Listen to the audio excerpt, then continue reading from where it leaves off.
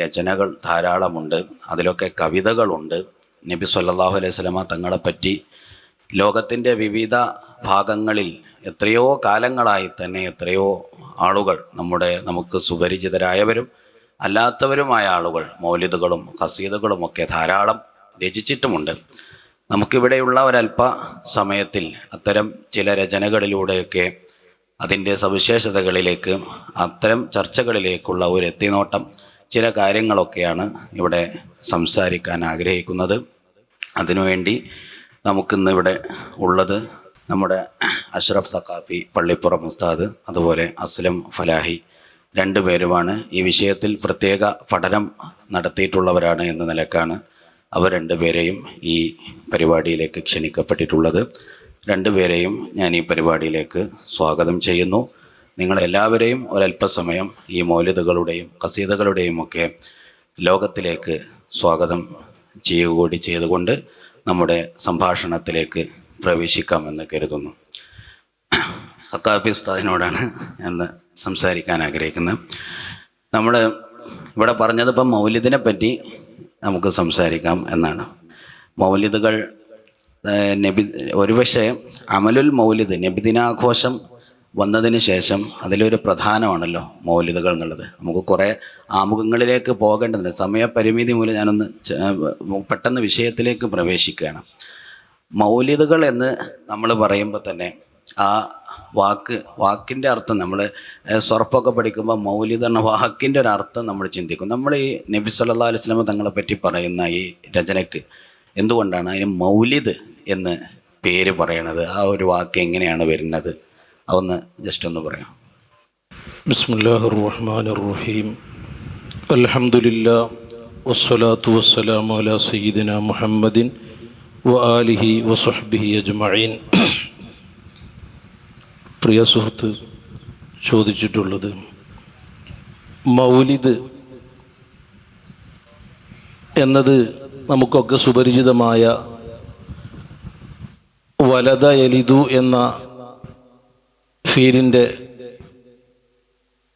ലർഫ് സമാന്, ലർഫ് മക്കാൻ അഥവാ മൗലിദ് ജന്മസമയം അല്ലെങ്കിൽ ജന്മസ്ഥലം എന്ന അർത്ഥം ഉൾക്കൊള്ളുന്ന ഒരു വാക്കാണ്. നബി സല്ലല്ലാഹു അലൈഹി വസല്ലമ തങ്ങളുടെ ഈ മദ്ഹ് ഉൾക്കൊള്ളുന്ന ഖസീദുകളും നദ്മുകളും നസറുകളും ഉൾക്കൊള്ളുന്ന ഇതിന് മൗലിദ് എന്ന് പറയാനുള്ള കാരണം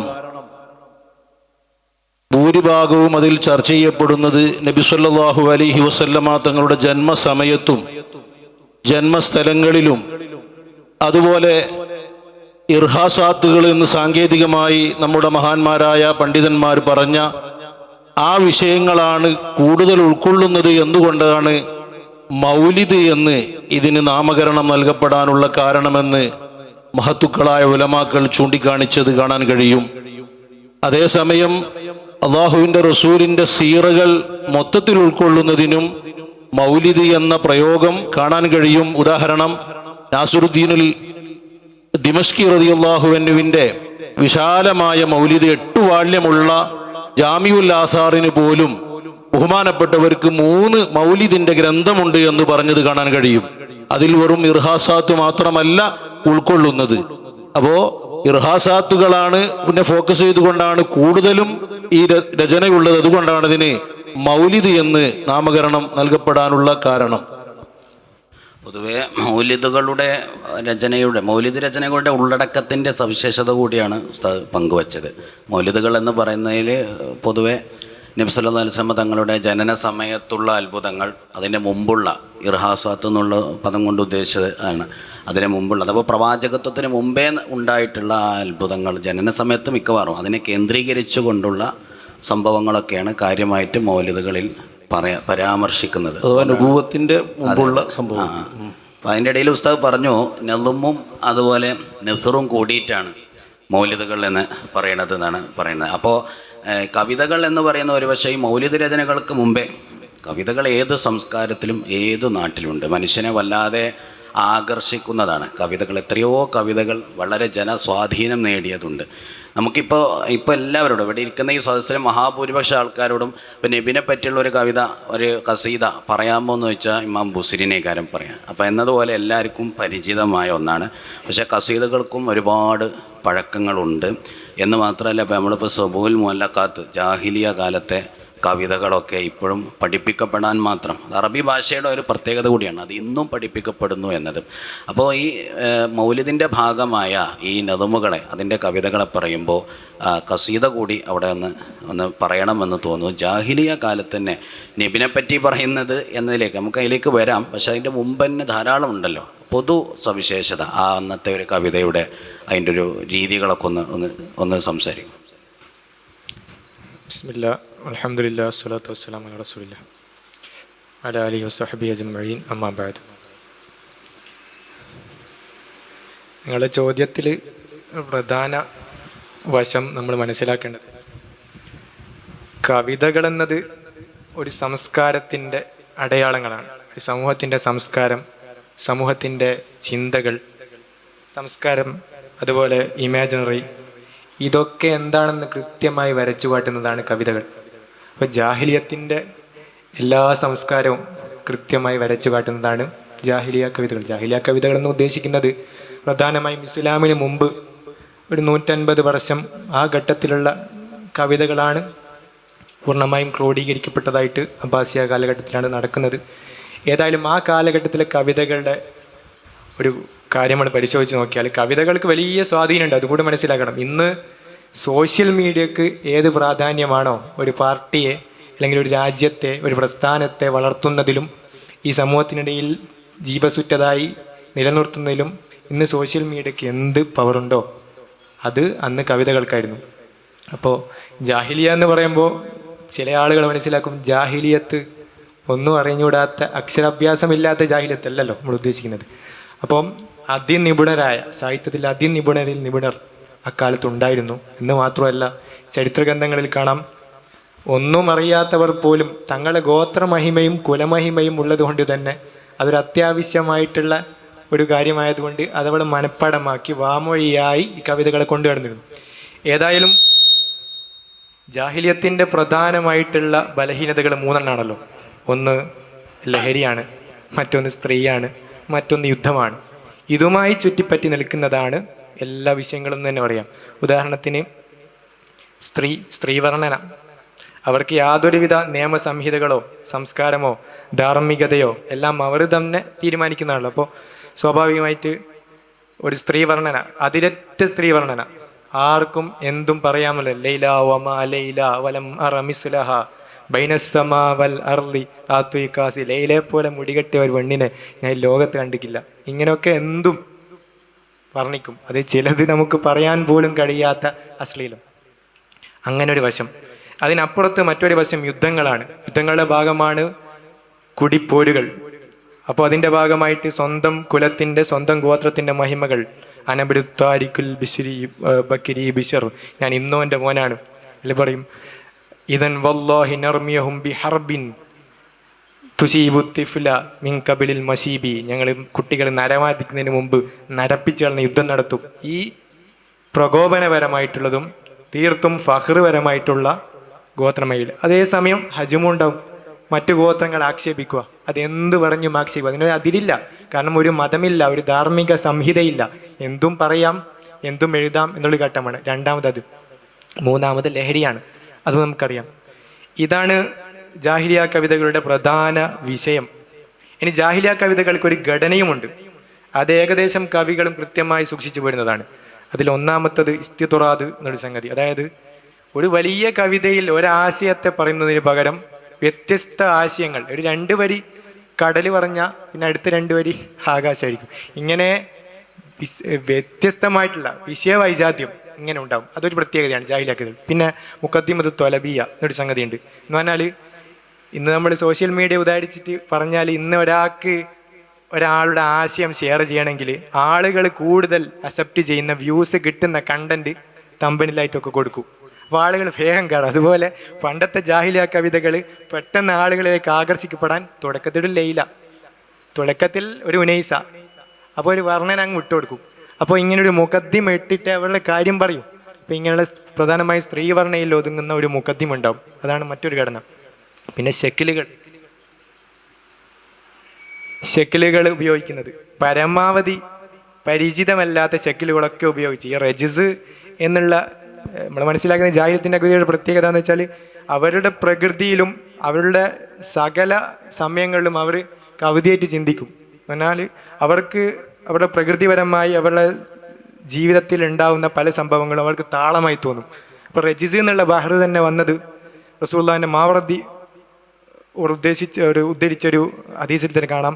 ഈ മുലർ ഗോത്രക്കാരായ ചില ആളുകൾ ഈ റജിസിൻ്റെ ഒരു ഉത്ഭവം പറയുന്നുണ്ട്. ഒരാളുടെ കൈപൊട്ടി, ഒരു ഗോത്രത്തലവൻ്റെ മുലർ ഗോത്രത്തിൻ്റെ തലവൻ്റെ കൈപൊട്ടി പോലും. അപ്പോൾ അയാളെ എടുത്ത് വാഹനപ്പുറത്തിലേറ്റി ഇങ്ങനെ പോകുമ്പോൾ വായതാ ഇങ്ങനെ പറയുമ്പോൾ ഒരു താളം കിട്ടി.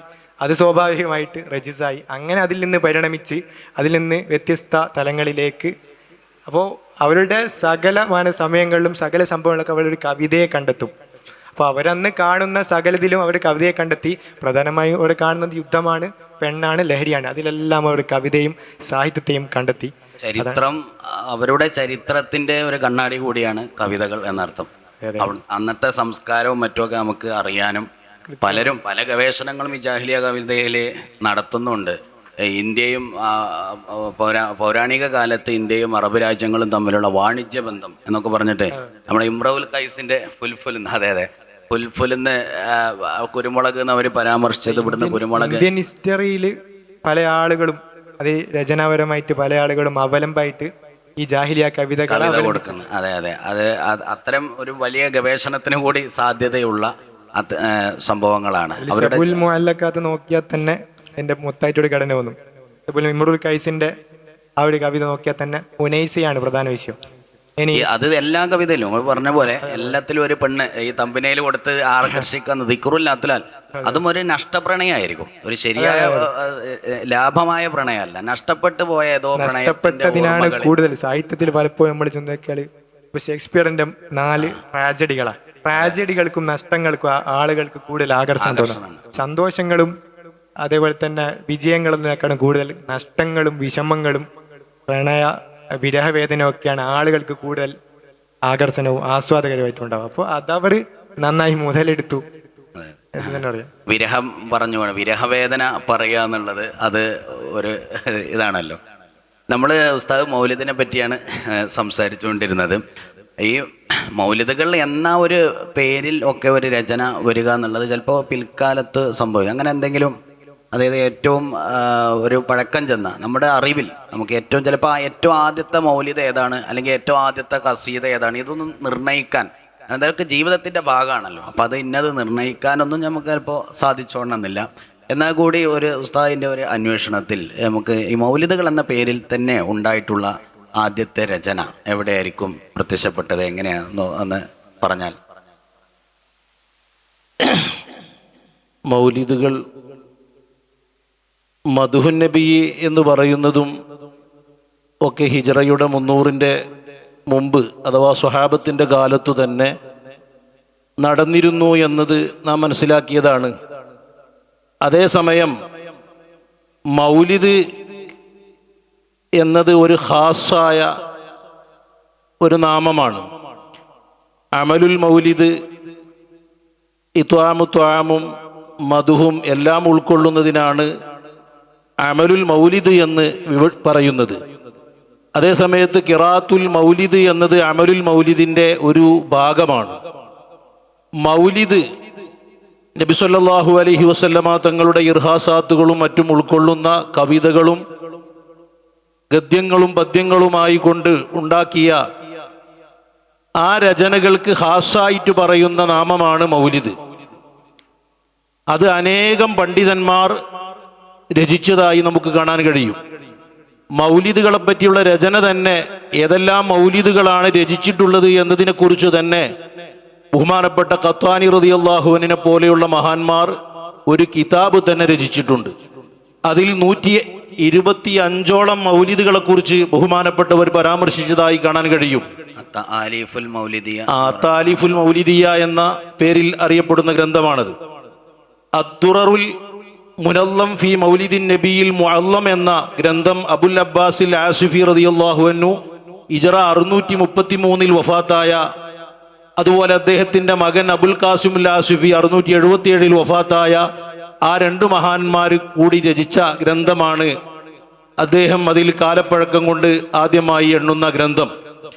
അതേ സമയത്ത് നമുക്ക് സുപരിചിതരായ അൽ ഹാഫിദുകളായ 1,00,000-ഓളം ഹദീസുകൾ മനപ്പാടമുള്ള ബഹുമാനപ്പെട്ട ഹാഫിദുൽ ഇറാഖി റളിയല്ലാഹു അൻഹു, അതുപോലെ തന്നെ അൽ ഹാഫിദു ബഹുമാനപ്പെട്ട സഹാബി റളിയല്ലാഹു അൻഹു, അൽ ഹാഫിദുൽ ഇറാഖി റളിയല്ലാഹു അൻഹു, എന്തിനധികം സാക്ഷാൽ ഇബ്നു തൈമിയയുടെ ശിഷ്യനായ അല്ലാമ ഇബ്നു കസീർ റളിയല്ലാഹു അൻഹുവിന് വരെ മൗലിദിന്റെ ഗ്രന്ഥമുണ്ട് എന്ന് നമുക്ക് വ്യക്തമായി കാണാൻ കഴിയും. ചില ആളുകൾ അത് അൽ ബിദായത്തു വൻ നിഹായയിലുള്ള ഏതാനും ഭാഗങ്ങളാണ്, അതല്ലാതെ ഒരു മുസ്തഖില്ലായ മൗലിദിന്റെ ഗ്രന്ഥം ഇല്ല എന്ന് ചില അടിക്കുറിപ്പുകൾ തഹ്ഖീഖ് എഴുതിയ മുഹഖിഖുകൾ എഴുതിയിട്ടുണ്ടെങ്കിലും മഹാനവറുകളുടെ മൗലിദിൽ നിന്നാണ് റസൂലുള്ളാഹിന്റെ വിലാദത്തുമായി ബന്ധപ്പെട്ട വിഷയങ്ങളെ അല്ലാമ ഇബ്നു അല്ലാൻ റളിയല്ലാഹു അൻഹുവിനെ പോലെയുള്ള, അല്ലാമ ഖസ്തല്ലാനി റളിയല്ലാഹു അൻഹുവിനെ പോലെയുള്ള മഹാന്മാർ മവാഹിബുൽ ലദുന്നിയിലും മറ്റുമൊക്കെ ഉദ്ധരിച്ചത് കാണാൻ കഴിയും.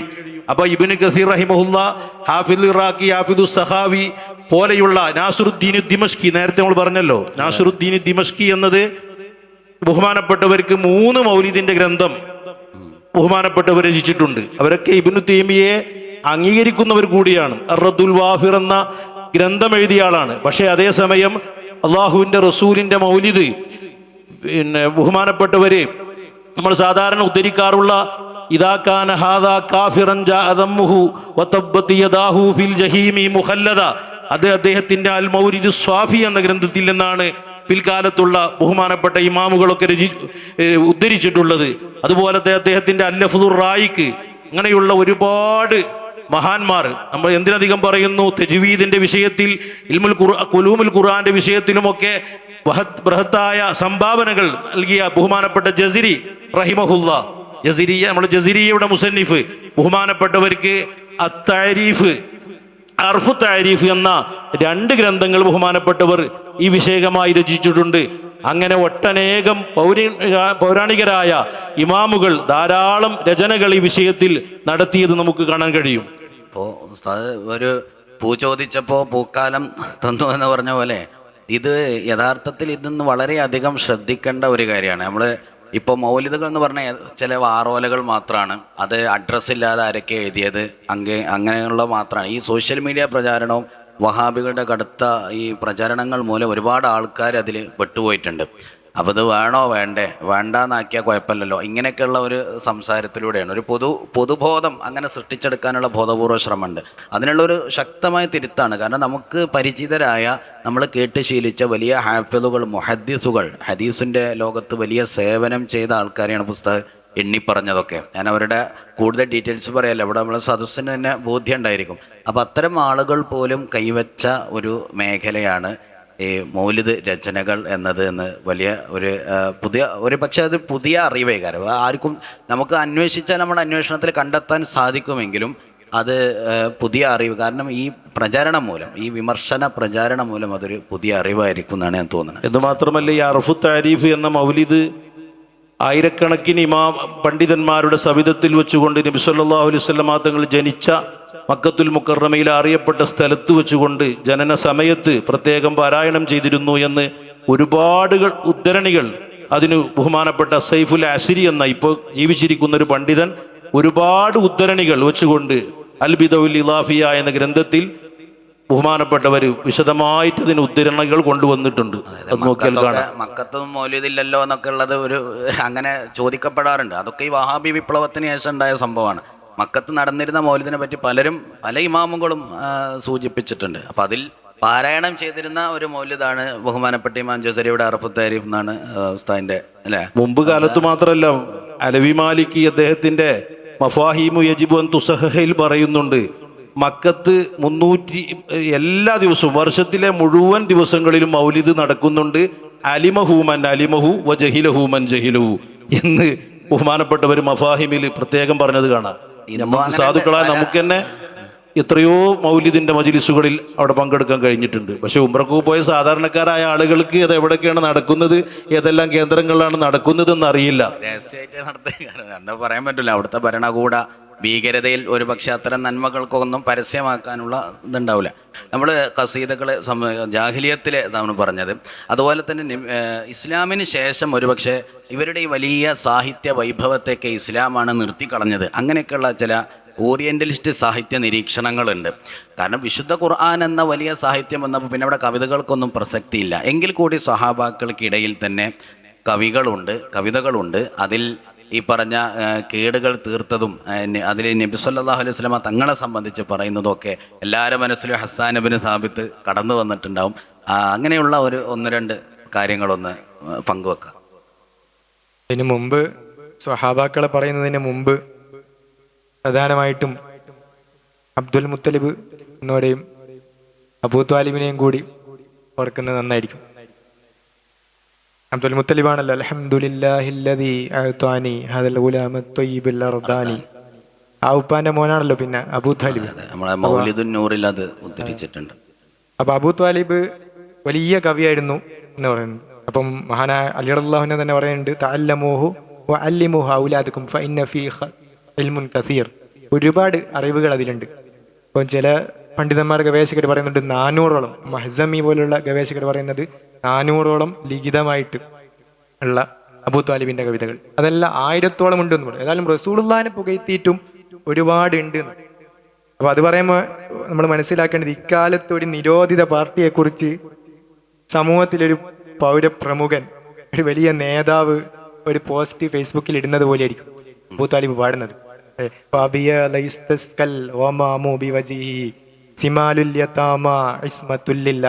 റസൂലുള്ളാഹിക്ക് വല്ലാത്ത ഇഷ്ടമുള്ള പാട്ടാ. റസൂലുള്ളാഹിന്റെ മുന്നിൽ ഒരു അറാബിയായ മനുഷ്യൻ വന്ന് ഈ വരൾച്ചേന്റെ പ്രയാസമൊക്കെ പറഞ്ഞ റസൂലുള്ളാഹി ദുആർന്ന് മീസാബുകൾ നിറയുമാർ മഴ റസൂലുള്ളാഹി വയ്ക്കുന്നുണ്ട്. ലൗകാന അബൂ ത്വാലിബ് എങ്ങാനും ഉണ്ടായിരുന്നുവെങ്കിൽ അബൂ ത്വാലിബിന്റെ ആ കണ്ണ് കുളിർമയാകുമായിരുന്നു. അബൂ ത്വാലിബിന്റെ ആ കവിതകളൊന്നും ആരാ പാടുക?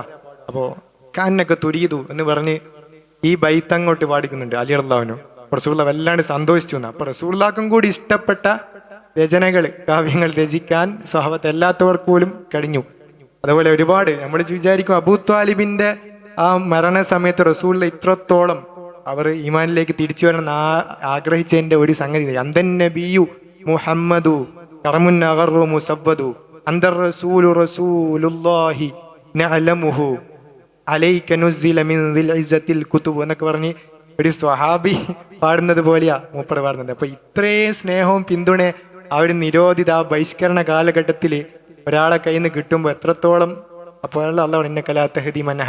വലിയ പിന്തുണ. അപ്പൊ അബൂ ത്വാലിബിന്റെ കവിതകൾക്ക് വലിയ ഒരു പ്രാധാന്യം തന്നെ നമ്മൾ. ഇതിന് ഷറഹുകളുണ്ട്, ഉറുദുവിൽ ഷറഹ് ഉണ്ടെന്നാണ്. ശിഹാബുൻ സാഖിബ് സെയ്ദ് സിബുത്ത് ഹസൻ എന്ന് പറയുന്ന ആൾക്ക് ശിഹാബുൻ സാഖിബ് എന്ന് പറയുന്ന ഉറുദുവിൽ വരെ ഷറഹുകളുണ്ട്. അതുപോലെ തന്നെ ഗായത്തുൽ മത്ലബ് എന്നുള്ള ഷറഹുണ്ട്. അപ്പൊ അതിനൊക്കെ പഠന വിധേയമാക്കിയിട്ടുണ്ട്. ഈ വഹാബികൾ പറയുന്നത് പോലെ റസൂലിന്റെ മതുകളൊന്നും സ്വഹാബത്ത് എന്തായാലും ഉണ്ട്. അതിനു മുമ്പേ തുടങ്ങിയതാണ്, അബ്ദുൽ മുത്തലിബെ തുടങ്ങി വെച്ചതാണ്. ഒരു വരട്ടുവാദാണ് ഈ വിഷയത്തിൽ, ഹൃദയം കൊണ്ട് ചിന്തിക്കാതെ സ്വഹാബികളെ ആലോചിച്ച് നോക്കുന്നെങ്കിൽ നിരവധി. റസൂലുള്ളാഹിന്റെ കവി എന്നറിയപ്പെടുന്ന ഹസ്സാൻ ഇബ്നു സാബിത്ത് റളിയല്ലാഹു അൻഹു, മൂപ്പർക്ക് ഒരുപാട് കസീദകളുണ്ട്. കഅബുൻ സുഹൈർ, കഅബുൻ മാലിക്, അബ്ദുല്ലാഹി ഇബ്നു റവാഹ, ഇങ്ങനെ പ്രസിദ്ധരായ കവികൾ തന്നെ ഉണ്ട്. ഇപ്പൊ ഉണ്ടാവില്ലേ സോഷ്യൽ മീഡിയന്റെ ഒരു പാർട്ടിന്റെ ഔദ്യോഗിക മീഡിയ വിങ് ഉണ്ടാവില്ല. ഇപ്പൊ മീഡിയ വിങ്ങായിട്ട് റസൂലുള്ളാഹിനെ ഹസ്സാൻ സാഹിത്തുള്ളാഹിനെ ഒരുപാട് സമയത്ത് ഈ മീഡിയ വിങ് സഹായിച്ചിട്ടുണ്ട്. റസൂലുള്ളാഹിനെ വല്ലാത്ത ഇഷ്ടപ്പെട്ട, റസൂലുള്ളാഹിന്റെ ആക്ഷേപിക്കാൻ വേണ്ടി കാഫിരിങ്ങൾ പണം കൊടുത്ത് പറഞ്ഞേക്കുന്ന ഹസ്സാൻ സാഹിത്തുള്ളാഹിനെ 60ാമത്തെ വയസ്സിൽ അപ്പൊ മൂപ്പർ വന്ന് റസൂലുള്ളാഹിന്റെ വരവിങ്ങോട്ട് കണ്ടപ്പോ നേരെ പിന്തിരിഞ്ഞു പോയി ഈ പണം അങ്ങോട്ട് എറിഞ്ഞു കൊടുത്തു. അപ്പൊ കാഫിരിങ്ങൾ പറഞ്ഞു, അല്ല നിങ്ങൾ ഇതിനെല്ലാം പറഞ്ഞു. അപ്പം മഹാനോട് വായിത്തു പാടുന്ന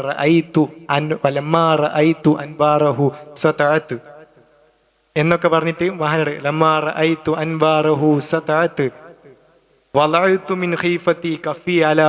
എന്റെ കണ്ണ് തുടർന്നിങ്ങനെ പറഞ്ഞു, എന്റെ കണ്ണിന്റെ കാഴ്ച പോകുമ്പോ ആ ഒരു വല്ലാത്ത ഒരു ബഹായിൽ ഞാനങ്ങ് ഇല്ലാതായി പോകുമ്പോ എന്നൊക്കെ ശേഷം ഇസ്ലാം സ്വീകരിക്കുകയാണ് മൂപ്പർ.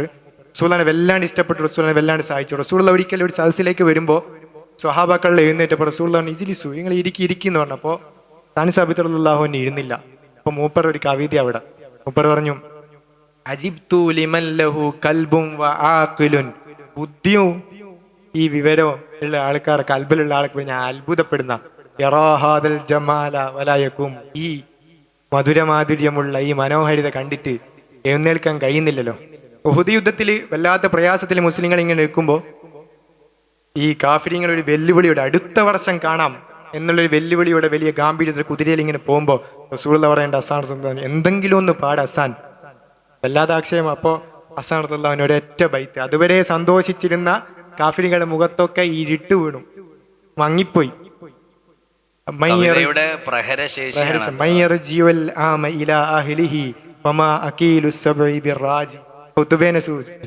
ആ മുഖത്ത് തുപ്പി റസൂലുള്ളാഹിന്റെ സംഭവം ഉണ്ടല്ലോ, ആ നരി പിടിച്ചാൾ ഇതുവരെ മടങ്ങി വന്നിക്കില്ലല്ലോ, ഇനി അടുത്ത കൊല്ലം ആരാ മടങ്ങി വരുവാൻ തിന്നിക്കില്ല. ഇതങ്ങ് കേട്ടപ്പോ ആകെ കാർമേഘം വീണു. ഇതുപോലെ ഒരുപാട് സാഹചര്യത്തിൽ റസൂലുള്ളാഹിനെ വല്ലാണ്ട് സഹായിച്ചു. അബ്ദുല്ലാഹിബ്നു റവാഹ തങ്ങള് ഒരു വലിയ കവിയാണ്. തങ്ങളോട് ഒരിക്കൽ റസൂലുള്ള കൗതുകത്തോടെ ചോദിച്ചു പോലും, നിങ്ങൾ എങ്ങനെയാ കവിത രചിക്കാറ്? അപ്പോൾ അൻളുറു അൻഷുറു, ഞാനിങ്ങനെ ആലോചിക്കും രചിക്കും. അപ്പോ റസൂലുള്ള ചോദിച്ചു, എന്നാലും എങ്ങനെ? മാലിൽ മുശ്രിക്കീങ്ങളെ പറ്റി ഒരു കവിത പാടുന്നു. അപ്പൊ മൂപ്പർ പാടില്ല, ഫഖബ്ബിറൂനി അസ്മാന ഫഖബ്ബിറൂനി അസ്മാനൽ അബായി മതാ കുന്തും മതാരീക ഔ ദാനത്തുലക്കും മുളറു. അപ്പൊ അതില് ചെറുങ്ങനെ ഒരു ഖുറൈശി വിരുദ്ധത വരുന്നുണ്ട്. അപ്പൊ റസൂലുള്ളാഹിക്ക് മുഖമൊന്ന് വാടി പോലും. അപ്പൊ റസൂലുള്ളാഹിനോട് ഇത് വിശദീകരിച്ച് മഹാനർ തന്നെ പറയുന്നുണ്ട്, ഞാൻ ഗോതമ്പ് മാവിൽ നിന്നൊരു മുടിനാരിയ എങ്ങനെ വേർതിരിച്ചു, അതുപോലെ ഖുറൈശികളെ ഞാൻ ആക്ഷേപിക്കും സ്വാഭാവികം, ഞാൻ നിങ്ങളതിൽ നിന്ന് ഊരിക്കോളും എന്റെ മനസ്സിൽ. അപ്പൊ അതിന് ശേഷം അവിടെ ഒരു വൈത്തങ്ങ് വാടിക്കൊടുത്തു. റസൂലുള്ളാഹിന്റെ മുഖം പാടിയത് കണ്ടപ്പോ, യാ ഹാശിമൽ ഖൈരി ഇന്നല്ലാഹ ഫളലകും അലൽ ബരിയത്തി ഫളലൻ ലഹു ഫളലം മാ ലഹു ഗൈറു എന്നൊക്കെ പറഞ്ഞ റസൂലുള്ളാഹിക്ക് സന്തോഷമായി. ഇങ്ങനെ ഒരുപാട്. പിന്നെ പ്രധാനപ്പെട്ട സ്വഹാബികൾക്ക് മജ്മുഅത്തുൻ നബ്ഹാനിൽ യൂസുഫ് നബ്ഹാനി പറയുന്നുണ്ട്, അവർക്ക് ചെറിയ ചെറിയ മറാസികളാണ് ഉള്ളത്. മർസിയത്തുകൾ അബൂബക്കർ സിദ്ദീഖ് റളിയല്ലാഹു അൻഹു ഒരു മർസിയത്തുണ്ട്, ഉമർ റളിയല്ലാഹു അൻഹു ഒന്നുണ്ട്, അലി റളിയല്ലാഹു അൻഹു 2-3 ഉണ്ട്. അലി റളിയല്ലാഹു അൻഹുവിന്റെ അമിൻ ബഅദി തക്ഫീനിൻ വബഅദ, അങ്ങനെ ശേഷം ഇങ്ങനെ പറഞ്ഞ ആ മർസിയത്തുകൾ ധാരാളം നമുക്ക് കാണാൻ കഴിയും. മദ്ഹുകൾ ചിലപ്പോ ഞാൻ മനസ്സിലാക്കുന്നത് സ്വഹാബികൾ പലപ്പോഴും 2 തരാന്നാണ്. അതായത് ഞാനൊരു കവിത രചിച്ചിട്ട് റസൂലുള്ളാഹിന്റെ ആ ഗാംഭീര്യവും ആ വലുപ്പവും കുറഞ്ഞു പോകുമോ എന്ന് പേടിച്ച് അലി റളിയല്ലാഹുവിന്റെ മുമ്പിൽ ഒരു ജൂതം വന്ന് ചോദിക്കണ്ടല്ലോ, നിങ്ങൾ നബിയെ പറ്റി എന്തെങ്കിലും ഒന്ന് പറയും. അപ്പോൾ അവരുടെ മാനസികാവസ്ഥയാണ്. അപ്പോൾ അലി റളിയല്ലാഹു അൻഹു സിഫിൽ ആലം എക്സ്പ്ലെയിൻ ദി യൂണിവേഴ്സ്, നിങ്ങൾ ഈ ലോകം, ഈ അണ്ടഘടാഹങ്ങൾ, ഈ പ്രപഞ്ചത്തെ ഒന്ന് വിശദീകരിച്ചു. അപ്പൊ അയാൾ പറഞ്ഞു, മുഹാൽ, കഴിയൂല. അപ്പോ ഈ ദുനിയാവിനെ പറ്റി നിങ്ങൾ കഴിയുന്നില്ല അല്ലേ? എന്നാൽ ഈ ദുനിയാവിനെ പറ്റി അല്ലാഹു സുബ്ഹാനഹു വ തആല ഖുർആനിൽ എന്താ പറഞ്ഞത്? ദുനിയ ഖലീൽ, വളരെ കുറവ്. എന്നാൽ ഞാൻ നബീന്റെ കേവലം ഒരു സ്വഭാവം എന്നൊരു ഗുണത്തെ മാറ്റി പറഞ്ഞു, പിന്നെ എങ്ങനെ കഴിയും? അത് വലിയൊരു ആത്മസംഘർഷമായിരിക്കും. കാരണം നബിയെ കണ്ടനുഭവിക്കുന്ന ആളുകൾ ഇങ്ങനെ വർണ്ണിക്കും എന്നുള്ളത്. അവിടെ ഞാൻ ഓർക്കുകയാണ്, ഹസ്സാൻ ഇബ്നു സാബിത്ത് റളിയല്ലാഹു തആല അൻഹു, കാന്നക ഖുലിഖത കമാ തശാഉ. ഇനി അതിനപ്പുറം ഒന്നും പറയാല്ല. നബി അങ്ങ് എങ്ങനെയാണോ അങ്ങനെ തന്നെയാണ്, അങ്ങ് ഉദ്ദേശിച്ച പോലെയാണ് എന്ന് പറയാനേ കഴിയുള്ളൂ. പുകഴ്ത്തിയ ആളുകളെയും മറ്റൊരു തരത്തിൽ മനസ്സിലാവും. പുകഴ്ത്തിയ ആളുകൾ പലരും തങ്ങളുടെ അടങ്ങാത്ത പ്രേമം, റസൂലുള്ളാഹിയുടെ പ്രേമം എങ്ങനെയെങ്കിലും ഒന്ന് പാടി തീർക്കട്ടെ. അതല്ല, മറ്റു ചില ആളുകൾ എങ്ങനെയെങ്കിലും ഈ കവിതകൾ മുഖേനെങ്കിലും റസൂലുള്ളാഹിന്റെ ശഫാഅത്ത് എനിക്കൊന്ന് കിട്ടട്ടെ. അല്ലഫൽ അലിഫു എന്നെല്ലാം പറഞ്ഞിട്ട് ഹദം തു എന്നൊക്കെ വളരെ താണ്.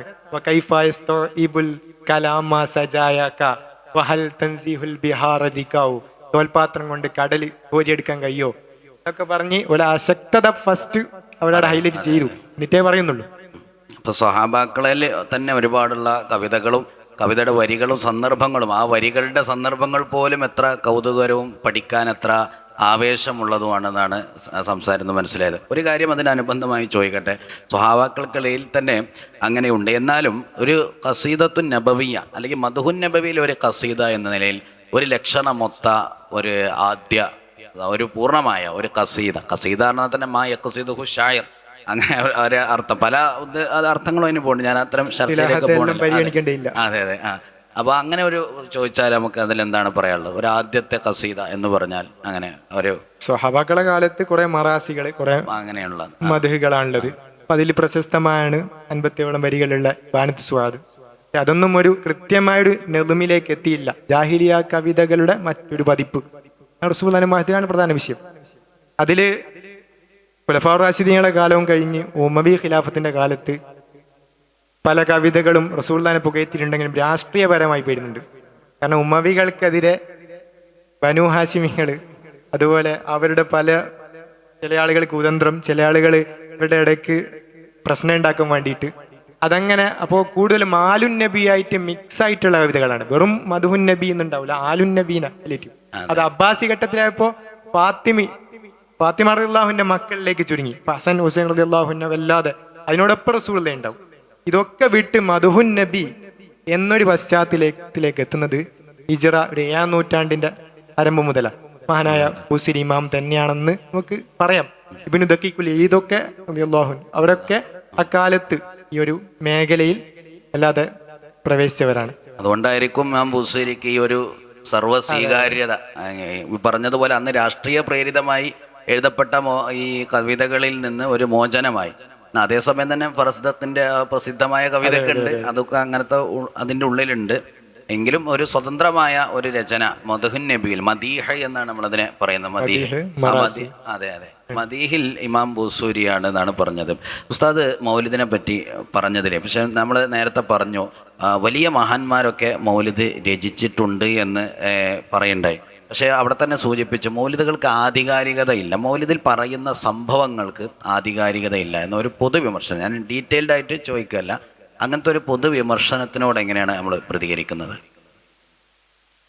അതിൻ്റെ മുമ്പ് ബഹുമാനപ്പെട്ട ഉസ്താദ് നേരത്തെ പറഞ്ഞ അബ്ദുൽ മുത്തലിബ് എന്നവരുടെ കവിത പലപ്പോഴും വിദേഹത്തിൻ്റെ കക്ഷികൾ ഉദ്ധരിച്ചുകൊണ്ട് അന്തല്ലദീ സുമ്മീത ഫിൽ ഖുർആനി, നിങ്ങൾ നേരത്തെ പറഞ്ഞ ബാക്കിയുണ്ട്, അന്തല്ലദീ സുമ്മീത ഫിൽ ഖുർആനി, അബ്ദുൽ മുത്തലിബ് എന്നവര് ഖുർആനിൽ നിങ്ങളുടെ പേര് പറയപ്പെട്ടിരിക്കുന്നു എന്ന് നബി സല്ലല്ലാഹു അലൈഹി വസല്ലമ തങ്ങളുടെ ചെറുപ്രായത്തിലും മരണപ്പെട്ടു പോയ അബ്ദുൽ മുത്തലിബ് എന്നവർ എങ്ങനെ ചൊല്ലും? അതുതന്നെ അത് കള്ളക്കഥയാണെന്നതിനുള്ള തെളിവാണെന്ന് പലപ്പോഴും ആക്ഷേപിക്കാറുണ്ട്, സംസാരിക്കാറുണ്ട്. അത് യഥാർത്ഥത്തിൽ ഖുർആൻ എന്ന് പറയുന്ന വാക്ക് പൂർവിക ഗ്രന്ഥങ്ങളെക്കുറിച്ച് ഖുർആൻ തന്നെ പ്രയോഗിച്ചിട്ടുണ്ട്. അല്ലദീന ജഅലുൽ ഖുർആന ഇളീൻ, തഫ്സീർ എടുത്തു നോക്കിയിട്ടുണ്ടെങ്കിൽ അത് ജൂതന്മാരെ കുറിച്ച് തൗറാത്തിനെ പറ്റിയും മറ്റു പൂർവിക ഗ്രന്ഥങ്ങളെ കുറിച്ചാണ് പറഞ്ഞതെന്ന് തഫ്സീറുകളിൽ വ്യക്തമാക്കിയത് കാണാം. അതുപോലെ തന്നെ ഖുഫിഫ അലാ ദാവൂദ് അൽ ഖുർആനു, ബുഖാരിയുടെ ഹദീസാണ്. ദാവൂദ് നബി അലൈഹി ഇസ്ലാമിന് ഖുർആൻ ലളിതമാക്കപ്പെട്ടു എന്ന് പറയുമ്പോൾ ദാവൂദ് നബി അലൈഹി സ്വലാത്തു വസ്സലാമിന് ഖുർആൻ ഉണ്ടോ? അപ്പൊ ബുഖാരി ശരിയല്ല എന്ന് പറയേണ്ടി വരില്ലേ? അപ്പൊ അത് മഹാബദ്ധമാണ്. ഖുർആൻ എന്ന് പറഞ്ഞ വാക്കിനെ പറ്റി ഭാഷാഗ്രന്ഥങ്ങൾ എടുത്തു നോക്കിയാലും ആയത്തും ഹദീസും നോക്കിയാലും അതിന് മറുപടി വ്യക്തമായിട്ട് ലഭിക്കുന്നതാണ്. ഖുർആൻ എന്നൊരു വാക്ക് ആ കവിതയിൽ ഉണ്ട് എന്നുള്ളതിന്റെ പേരിൽ അതിനെ വിമർശിക്കേണ്ടതില്ല, ഇങ്ങനെ ഒരു സാധ്യത അവിടെ ഉണ്ട് എന്നാണ് പറയുന്നത്. അതെ, പൊതുവെ നമ്മൾ ചോദിച്ചത് പൊതു ആധികാരിക പറഞ്ഞാണ്. പിന്നെ അപ്പോ പരിശുദ്ധമായ മൗലിദുകളിലുള്ള മൗദൂ വിഷയങ്ങൾ ളഈഫായ ഹദീസുകളെ കൊണ്ടും മറ്റുമൊക്കെ സ്ഥിരപ്പെട്ട വിഷയമാണ്. അതിന് യാതൊരു തെളിവുമില്ല എന്ന് പല ആളുകളും പറയുമ്പോൾ നാം മനസ്സിലാക്കേണ്ട ഒരു അടിസ്ഥാന വിഷയം, ബഹുമാനപ്പെട്ട ഇമാം നവവി റളിയല്ലാഹു അൻഹു അടക്കം അല്ലാമ ഇബ്നു ഹജർ ഹൈതമി റളിയല്ലാഹു അൻഹു അടക്കമുള്ള മഹത്തുക്കൾ പറഞ്ഞത് കാണാം.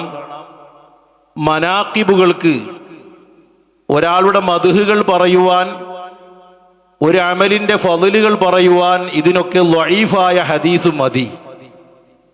ബഹുമാനപ്പെട്ട ഇബ്നു ഹജർ റളിയല്ലാഹു അൻഹു പ്രത്യേകിച്ച് അൽമിനഹുൽ മക്കിയിൽ പറഞ്ഞത് കാണാം. ഈ കായിദ മുഹസ്സിലീങ്ങളായ പല ആളുകൾക്കും തന്നെ അവർ അതിനെ തൊട്ട് ഗാഫിലീങ്ങളാണ്. അതുകൊണ്ട് ഈ കായിദ നീ ശരിക്കും പഠിച്ചു മനസ്സിലാക്കി വെക്കണം. മനാക്കിബിന്റെ ബാബിൽ വരുന്നതായ ഹദീസുകൾ അത് ളഈഫാണെങ്കിൽ തന്നെ അത് മഖ്ബൂലാണ് എന്ന അടിസ്ഥാനം നീ മനസ്സിലാക്കി വെക്കണമെന്ന് അല്ലാമ ഇബ്നു ഹജർ തങ്ങൾ മിനഹുൽ മക്കിയിലും ഇമാം നവവി റളിയല്ലാഹു അൻഹു അദ്കാറിന്റെ തുടക്കത്തിലുമൊക്കെ വിശദീകരിച്ചുകൊണ്ട് ആ ആശയം വ്യക്തമാക്കി പറഞ്ഞത് കാണാൻ കഴിയും. അതുകൊണ്ടാണല്ലോ മൗലിദ്, ഇപ്പോൾ ഉദാഹരണം മങ്കൂസ് മൗലിദ്, അതാണ് ഇപ്പോൾ എല്ലാവർക്കും പ്രയാസമുള്ളത്. അതിൻ്റെ തുടക്കം തന്നെ റുബിയ എന്ന് പറഞ്ഞാൽ സാങ്കേതികമായിക്കൊണ്ട് ആ സംഭവം ലഈഫാണെന്നതിലേക്കുള്ള സൂചിപ്പിക്കുന്ന വാക്കാണ്. അപ്പോൾ അതുകൊണ്ട് റുവിയ എന്ന് പറയുമ്പോൾ അങ്ങനെ പറഞ്ഞ ആ മൗലിദിൽ അതിന് ഒരു ലഈഫായ റിവായത്ത് കാണിച്ചു കൊടുക്കേണ്ട ഉത്തരവാദിത്തമേ സത്യത്തിൽ നമ്മൾ എന്ത് ചെയ്തിട്ടുള്ളൂ, ഏറ്റെടുക്കേണ്ട ആവശ്യമുള്ളൂ. അത് നമ്മൾ സ്വഹീഹായ ഹദീസ് കൊണ്ട് സമർത്ഥിക്കുമെന്ന് പറഞ്ഞിട്ട് പറയേണ്ട ഒരു ആവശ്യമില്ല. എന്നാൽ പിന്നെ മങ്കൂസ് മൗലിദിൽ തന്നെ വലദത്തുഹു മഖ്തൂനൻ വമക്ഹൂലൻ കമാ ഖദ് ജാഅ ഫിൽ ഖബരി സ്വഹീഹിൽ മുസ്നദു എന്നൊരു പരാമർശമുണ്ട്. അള്ളാഹുവിൻ്റെ റസൂല് മഖ്തൂനായ നിലക്കാണ്, ചേലാകർമ്മം ചെയ്യപ്പെട്ടവരായ നിലക്കാണ് ജനിച്ചത് എന്ന് പറയുന്ന ഹദീസ് അത് ലഈഫാണല്ലോ, അതിനെക്കുറിച്ച് സ്വഹീഹി എന്ന് മങ്കൂസ് മൗലിദിൽ പറഞ്ഞിട്ടുണ്ടല്ലോ എന്നത് ഒരു ചർച്ച ചെയ്യപ്പെടേണ്ട വിഷയമാണ്. ഖബർ സ്വഹീഹ് എന്ന് പറഞ്ഞല്ലോ. അപ്പൊ അതിന് മറുപടി ഒന്ന്, ബഹുമാനപ്പെട്ട ഹാക്കിം റളിയല്ലാഹു അൻഹുവിനെ പോലെയുള്ള മഹത്തുക്കൾ അതിനെക്കുറിച്ച് സ്വഹീഹ് എന്ന് പറഞ്ഞിട്ടുണ്ട്. ആ സ്വഹീഹ് എന്ന് പറഞ്ഞതിനെ അവലംബിച്ചുകൊണ്ട് മൗലിദിൽ വേണമെങ്കിൽ എന്ത് പറയാം, സ്വഹീഹ് എന്ന് പറയാം. ബഹുമാനപ്പെട്ടവർ അവലംബമാക്കിയത് ഒരു പണ്ഡിതനെ അവലംബിച്ചുകൊണ്ട് പറഞ്ഞതാണെന്ന് പറയാം. എന്നാലും നിരൂപണത്തിൽ ഹാക്കിം റളിയല്ലാഹു അൻഹുവിന്റെ മുസ്തദറക്കിനൊക്കെ നഖദ് ചെയ്തതിൽ വലിയ സേവനം ചെയ്ത അല്ലാമ ദഹബി റളിയല്ലാഹു അൻഹുവിനെ പോലെയുള്ള മഹാന്മാര് അതെന്ത് ചെയ്തിട്ടുണ്ട്, ലഈഫാണെന്ന് ഖണ്ഡിതമായി പറഞ്ഞിട്ടുണ്ട്. ഇബ്നു ഹജർ തങ്ങൾ അത് കിതാബു സിയാരിൽ ഉദ്ധരിക്കുകയും ചെയ്തിട്ടുണ്ട്. അങ്ങനെ വരുമ്പോൾ, അങ്ങനെ വന്നാലും നമുക്ക് മറുപടി പറയാം. കാരണം ബഹുമാനപ്പെട്ട ഇമാം നവവി റളിയല്ലാഹു അൻഹു അവിടുത്തെ റിയാദു സ്വാലിഹിന്റെ ആമുഖത്തിൽ പറഞ്ഞു, ഞാൻ ഇതിൽ സ്വഹീഹ് മാത്രമേ പറയുള്ളൂ. അതിന്റെ വ്യാഖ്യാനത്തിൽ ഇബ്നു അല്ലാൻ സിദ്ദീഖി റളിയല്ലാഹു അൻഹു ദലീലുൽ ഫാലിഹീനിൽ പറഞ്ഞു, ഇവിടെ സ്വഹീഹ് കൊണ്ട് മുറാദ് മഖ്ബൂലി എന്നാണ്, സ്വീകാര്യമായ ഹദീസ് എന്നാണ്. ഫയശ്മലുൽ ലഈഫ, ഫളായിലുൽ അമാലിലും മനാക്കിബിലൊക്കെ ഉള്ള ലഈഫ് പോലും ഈ സ്വഹീഹ് എന്ന അർത്ഥത്തിൽ ഉൾപ്പെടുമെന്ന് ബഹുമാനപ്പെട്ടവർ പറഞ്ഞത് കാണാൻ കഴിയും. അപ്പൊ സ്വഹീഹ് എന്ന് പറഞ്ഞാൽ ഈ മനാക്കിബിന്റെ ബാബിലും ഫളായിലുൽ അമാലിലും പറയുന്ന ലഈഫിനെ കുറിച്ച് പോലും ഇമാം നവവി റഹിമഹുല്ലാ സ്വഹീഹ് എന്ന് പറഞ്ഞിട്ടുണ്ടെങ്കിൽ ഈ ബഹുമാനപ്പെട്ട മങ്കൂസ് മൗലൂദിൽ സ്വഹീഹായ ഹദീസ് എന്ന് പറഞ്ഞത് ആ നിലക്ക് മനസ്സിലാക്കിയാൽ മതി. കഥയറിയാത്ത ഒരു വിമർശനമാണ് നടത്തുന്നത് അർത്ഥം. മൗലിദുകൾ ഏത് വിഷയത്തിലാണോ രചിക്കപ്പെട്ടത് ആ വിഷയത്തിൽ മൗലിദ് ആധികാരികമാണ്. അളക്കാൻ പോകുന്ന അളവുകോല് വ്യത്യാസമാണെന്നാണ് പ്രശ്നം. ഫിഖ്ഹി ബാബില് ഒരു അഹ്കാം സ്ഥാപിക്കാൻ പറഞ്ഞ ഹദീസിന്റെ നിയമങ്ങൾ എടുത്തിട്ട് മൗലിദിനെ അളക്കാൻ വന്നതാണ് ഇവിടെ സത്യത്തിൽ പ്രശ്നമാകുന്നതെന്നാണ് മനസ്സിലാണ്. അത് ഒറ്റ മിനിറ്റ്, അത് സത്യത്തിൽ ഫതുഹുൽ മുഈൻ ഓതുമ്പോൾ തന്നെ ഹജ്ജിന്റെ ബാബ് ഓതുമ്പോൾ കാണാം, ആദം നബി അലൈഹി സ്വലാത്തു വസ്സലാം ഇന്ത്യയിൽ നിന്ന് നടന്നുകൊണ്ട് ഹജ്ജിന് പോയി. റുവിയ എന്നാണ് റിവായത്ത് വന്നിട്ടുണ്ട്, കാരണം ചരിത്രമാണ്. അത് കഴിഞ്ഞിട്ട് പിന്നെ ബഹുമാനപ്പെട്ടവർ ഖാല ബിൻ ഇസ്ഹാഖ് തൊട്ടടുത്ത വരി തന്നെ കാണാം, ചരിത്രത്തിൽ അവലംബിക്കപ്പെടാൻ പറ്റുന്ന വലിയ ആലിമാണ് ബഹുമാനപ്പെട്ട ഇബ്നു ഇസ്ഹാഖ് റളിയല്ലാഹു അൻഹു. മുസ്ലിമിൽ റിവായത്തുള്ളവരാണ്, ബുഖാരിയിൽ ഷാഹിദായിട്ട് ബഹുമാനപ്പെട്ടവരെ കൊണ്ടുവന്നിട്ടുണ്ട്. ആ നിലക്കുള്ള ചരിത്രത്തിൽ ഉംദത്തും ഫി താരിഖായ ഇബ്നു ഇസ്ഹാഖിനെയാണ് ചരിത്രത്തിൽ ഉദ്ധരിക്കുന്നത്. അതേ വരിയിൽ നിന്ന് കുറച്ചങ്ങ് പോയാൽ ഹജ്ജും ഉംറയും നിർബന്ധമാണോ എന്ന മസ്അല ചർച്ച ചെയ്യുന്ന സ്ഥലത്ത് അതേ വരിയിൽ തന്നെ കാണാം, ഹജ്ജ് ഉംറ നിർബന്ധമില്ല എന്നൊരു ഹദീസിനെ പറ്റി അത് ലഈഫുൻ ഇത്തിഫാഖൻ, അത് ലഈഫാണ്. ഇമാം തുർമുദി ഹസനാണെന്ന് പറഞ്ഞാലും ലഈഫാണ്. എന്തേ കാരണം, അത് ഹുക്കുമാണ്. ഹുക്കുമിന്റെ അവിടെ എത്തിയപ്പോ ലഈഫും ചർച്ച ചെയ്യുന്നു. അതേ സമയത്ത് അതിന്റെ മുമ്പ് താരീഖ് പറഞ്ഞപ്പോ റുവിയ ഖാല ബിൻ ഇസ്ഹാഖ്, ഇതേ രീതി തന്നെയാണ് മങ്കൂസ് മൗലൂദിലുള്ളത്. റുവിയ ഖാല ബിൻ ഇസ്ഹാഖ്.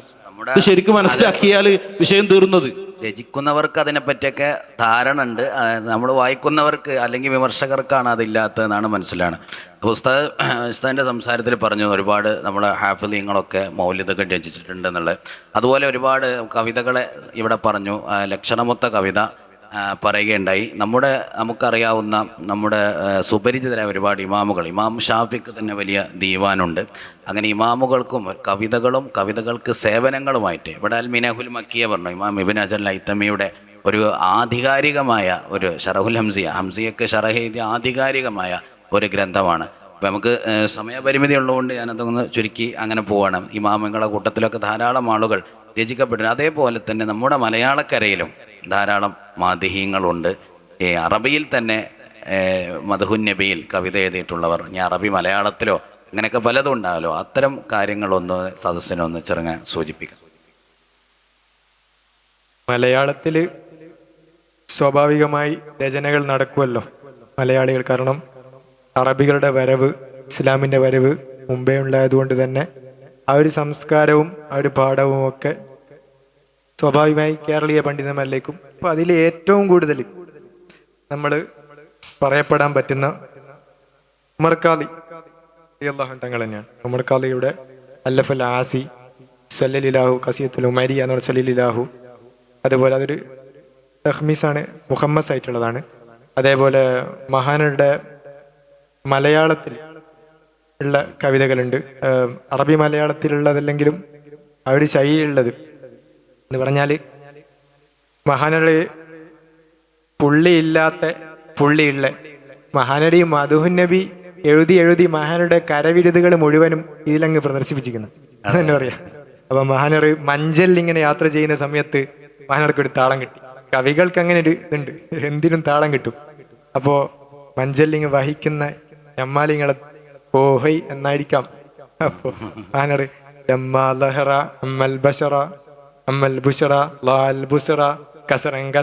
ഇങ്ങനെ മഹാനർക്ക് രീതി മനോഹരമായ കവിത. അതേപോലെ പുള്ളിയുള്ള അക്ഷരങ്ങൾ കൊണ്ട് മാത്രം വേറൊരു വിരുദ്ധ. അപ്പോ പുള്ളിയുള്ള അക്ഷരങ്ങൾ മാത്രം ഉപയോഗിച്ച് ഒരു കവിത. യുശഫിഖുനി ശഗസി യുശഫിഖുനി ശഗഫി ഫഹിംതു തജന്നുനി. നിങ്ങൾ പരിശോധിക്കാം എന്തെങ്കിലും ഉണ്ടോ. ഫഹിംതു തജന്നുനി ബിനസ്ഖിൻ ശദീൻ ഫീ നബിയ്യുനശകൂ. മൂപ്പരുടെ എല്ലാ കഴിവും മദ്ഹുൻ നബിയിൽ അങ്ങ് പുള്ളി ഇല്ലാത്ത അക്ഷരങ്ങൾ. ലാഹൽ ഹിലാ ലാഹൽ ഹിലാലു ഹിലാലുല്ലാമി വല്ലാലമി ലില്ലാഹി ദാഇർ റസൂലുള്ളാഹി ലിൽ ഉമമി. ഇങ്ങനെ പോയി 10-25ഓളം വരികൾ മൂപ്പിറങ്ങിക്കുന്നുണ്ട്. പുള്ളിയുള്ള അക്ഷരങ്ങൾ മാത്രം ഉപയോഗിച്ച് ഒരു കവിത, പുള്ളി ഇല്ലാത്ത അക്ഷരങ്ങൾ ഉപയോഗിച്ച്. പുള്ളി ഇല്ലാത്ത ഒരു മൗലിദ് ഉണ്ടെന്ന് കേട്ടു.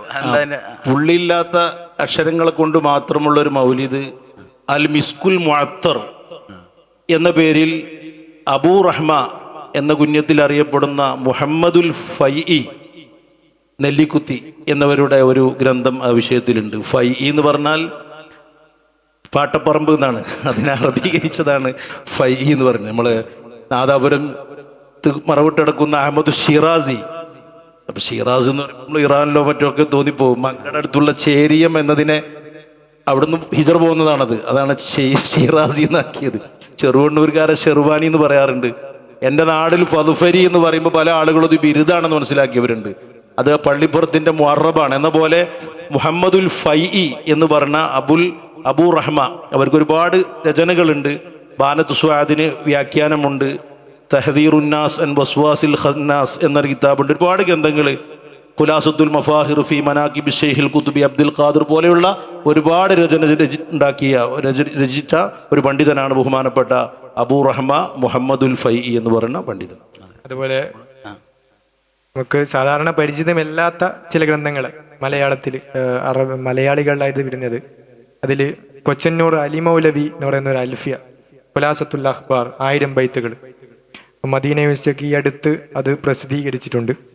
അതേപോലെ ഞങ്ങളുടെ പ്രദേശത്താണ് അരീക്കൽ ഉസ്താദ് എന്ന് പറയുന്ന അരീക്കൽ അബ്ദുറഹ്മാൻ മുസ്ലിയാർ, അവർക്ക് ജുമാനുൽ മുനല്ലം എന്നൊരു 500 ബൈത്തിന്റെ മദ്ഹ് നബി കാവ്യുണ്ട്. അപ്പോൾ മൂപ്പർ അതിൽ പറയുന്നുണ്ട് ഒരു വരി, കലാമിൽ മുസ്തഫ ഫിൽ ഖസീദില യതിമ്മൂലി അറബിയിൻ വകൈഫാലി അഅജമി. ഒരു അറബിക്ക് തന്നെ പറഞ്ഞു തീർക്കാൻ കഴിയുന്നില്ല. അപ്പം അങ്ങനെ മനോഹരമായി ആവിഷ്കരിക്കുന്നുണ്ട്. അതേപോലെ മറ്റ് തഹ്മീസുകൾ രചിച്ചുണ്ട്.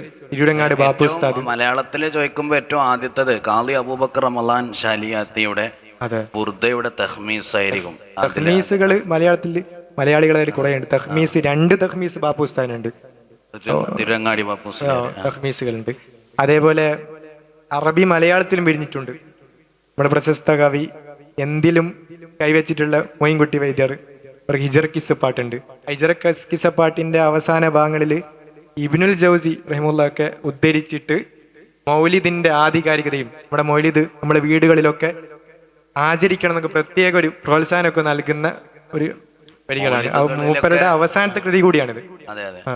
അതേപോലെ ഷുജായി മൊയ്ത് മുസ്ലിയാർ, മൂപ്പർക്ക് സഫലമാല ചൊല്ലിപ്പീരന്തുതൈ സഫലമാല സാരം ധരിക്കാത്തോർ കഫലമാല, ഇങ്ങനെ മാല മാല പറഞ്ഞിട്ട് ഒരുപാട് വരികളിലെ. അതേപോലെ ഷുജായി എന്നവര് ഹജ്ജ് കർമ്മം കഴിഞ്ഞ് നേരെ ജിദ്ദയിൽ വന്ന് ഹവ്വാ ബീബിയെ സിയാറത്ത് ചെയ്ത് കുട്ടികൾക്ക് കിടക്കാൻ നല്ലത് ഉമ്മാൻ്റെ അടുത്താണെന്ന് പറഞ്ഞ് അവിടുന്ന് വഫാത്തായി. അവിടെയാണ് ബഹുമാനപ്പെട്ടവരുടെ ഖബറുള്ളത്, ജിദ്ദയിൽ.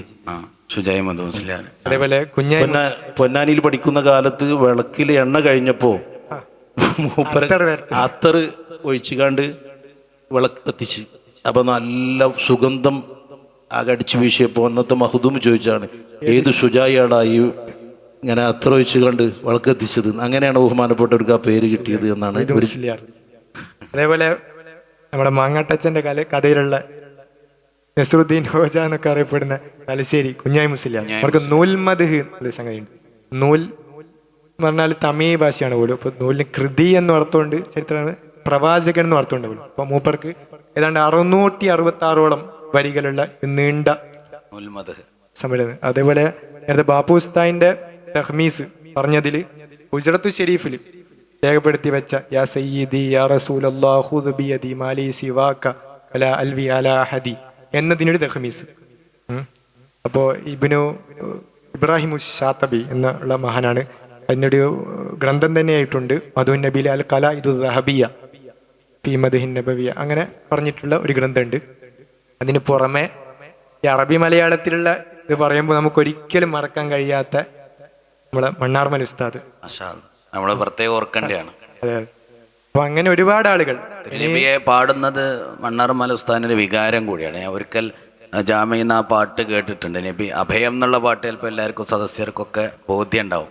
അത് ആ ഒരു അദ്ദേഹത്തിന്റെ വികാരം കൂടിയാണ്. അതോടൊപ്പം മുഹമ്മദ് മുസ്തഫ എന്ന പ്രസിദ്ധമായ ഒരു ചരിത്രം മുഴുവൻ മാപ്പിളപ്പാട്ടിലൂടെ രചിച്ച നമ്മൾ ഈ സദസ്സിൽ പ്രത്യേകം ഓർമ്മിക്കേണ്ട ഒരു നാമം കൂടിയാണ്. അപ്പൊ മലയാളക്കരയും ഒട്ടും പിന്നിലല്ല. മലയാളക്കരയും ഈ വിഷയത്തിൽ മുസ്ലിങ്ങൾ മാത്രമല്ല, മുസ്ലിങ്ങളും ഇതിനു മുമ്പിൽ. അതുകൊണ്ട് വെള്ളത്തോട് അള്ളാഹുണ്ട്, പാവസുസ്മാനുണ്ട്, വസന്തഹർഷം പരിപാടിയിൽ അങ്ങനത്തെ കവിതകളൊക്കെ നമ്മളെ സുന്ന മീഡിയ വിഷൻ ചാനൽ ശങ്കരക്കുറിപ്പിനുണ്ട്.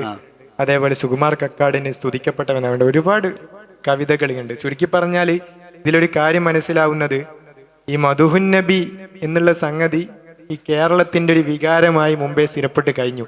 ഇനി വഹാബികളല്ല, ഏത് വികലവാദികളും എത്ര ശ്രമിച്ചാലും ഇവിടുത്തെ അവിശ്വാസികളുടെ മനസ്സിൽ പോലും നീങ്ങിപ്പോകാത്ത, അവർക്ക് പോലും പ്രോത്സാഹനം കിട്ടുന്ന തരത്തിലുള്ള ഒരു മേഖലയായി മലയാളക്കരയിൽ ഈ മധുഹുൻ നബി കാവ്യങ്ങളും മൗലിദുകളൊക്കെ മാറിയിട്ടുണ്ട്. മൗലിദുകൾക്കുണ്ട് ആ ഒരു സ്വീകാര്യത. നമ്മളിവിടെ ഇപ്പൊ മൗലിദ് ഏതാന്ന് വെച്ചാൽ നമുക്ക് ഇവിടെ മങ്കൂസ് മൗലിദ് അറിയാം, ഷറഫ് അലാനാം അറിയാം. നമ്മുടെ ചിരപരിചിതമായ മൗലിദുകൾ ഒന്ന് പെട്ടെന്ന് ഒന്ന് പരിചയപ്പെടുത്തും.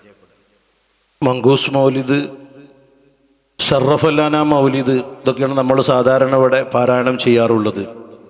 എന്നാൽ മക്ക മദീന പോലെയുള്ള അറേബ്യൻ നാടുകളിലൊക്കെ പാരായണം ചെയ്യപ്പെടുന്ന ബർസഞ്ചി മൗലിദാണ് കൂടുതൽ പാരായണം ചെയ്യപ്പെടുന്നത്. മിസ്റിലൊക്കെ ബർസഞ്ചി നമ്മളിപ്പോൾ യൂട്യൂബിൽ കാണാമല്ലോ ബർസഞ്ചി. അതിൻ്റെ കാരണം എന്താ വെച്ചാൽ അത് അറബിയിൽ നല്ല ഭാഷയിൽ നല്ല കഴിവുള്ള ആളുകൾ സംഗതി നെതുമാണെങ്കിലും അത് ശജവത്ത് നൽകാണെന്ത് ചെയ്യുക, അവർ അത് നല്ലൊരു രീതിയിലാണ് അവർ പാരായണം ചെയ്യുക. അർത്ഥം അറിയുന്ന ആളുകൾക്ക് നല്ലോണം ആസ്വദിക്കാൻ കഴിയും. അതേസമയത്ത് കേരളക്കാരായ നമ്മളെ സംബന്ധിച്ചിടത്തോളം സാധാരണക്കാരായ ആളുകളൊക്കെ കൂടുന്ന മൗലിദാകുമ്പോൾ അതിൽ പദ്യം കൂടി ഉൾക്കൊള്ളിച്ച് ജവാബൊക്കെ ചെല്ലിയെങ്കിൽ അവർക്ക് എന്താകുള്ളൂ, അത് ഉൾക്കൊള്ളാൻ കഴിയുള്ളൂ.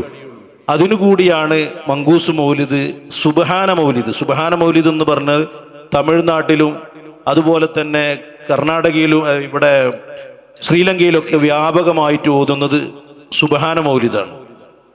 അതേസമയത്ത് മലേഷ്യ, സിംഗപ്പൂർ ആ ഭാഗത്തൊക്കെ പോയാൽ മൗലിദ് ദൈബഹി എന്ന മൗലിദാണ് ഓതുക.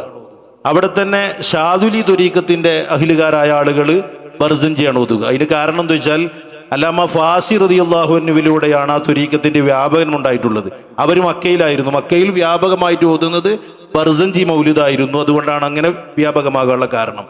ഷറഫുല്ലാന മൗലിദ് അബുൽ ഖാസിമുൽ ഹരി റളിയല്ലാഹു അൻഹു രചിച്ചതാണ്, അതല്ല ഇബ്നുൽ ജസരി രചിച്ചതാണെന്നൊക്കെ തർക്കങ്ങളുണ്ട്. ആ തർക്കത്തിന്റെ പോയിന്റും ബഹുമാനപ്പെട്ട മുഹമ്മദ് നവവി അൽ ജാവി റഹിമഹുല്ല, മുഹമ്മദ് നൂവി എന്നാണ് വായിക്കേണ്ടതെന്ന് ചില ആൾ പറയാറുണ്ടെങ്കിലും മുഹമ്മദ് നവവി എന്നതാണെന്ന് അവരുടെ ചരിത്രം പറയുന്ന കിതാബിൽ ബറക്കത്തിന് വേണ്ടി ഇന്നും അവിടെയുള്ള ഒരു സ്വഭാവമാണ് ഇങ്ങനെയുള്ള ഇമാമിങ്ങളെ പേര് ഇരട്ടപ്പേരും മറ്റൊക്കെ ഇടുന്ന ഒരു ശൈലി ഇന്നും ഇന്തോനേഷ്യയിലും മലേഷ്യയിലൊക്കെ വ്യാപകമാണ്.